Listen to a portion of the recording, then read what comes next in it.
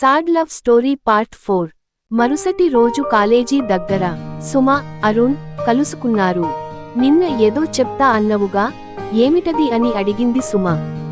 సుమ, మన స్నేహం కేవలం స్నేహం కాదనిపిస్తుంది నాకు.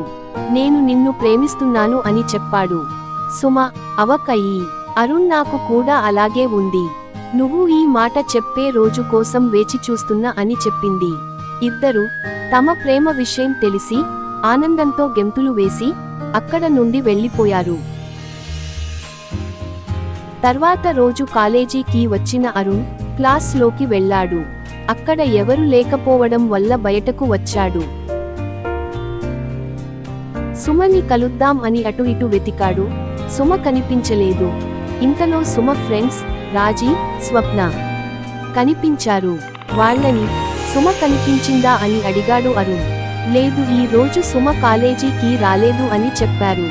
సరే అని అరుణ్ అక్కడి నుండి వెళ్ళిపోయాడు. అక్కడ నుండి తిన్నగా కాలేజీ బయటకు వచ్చి రూమ్కి వెళ్ళిపోయాడు అరుణ్.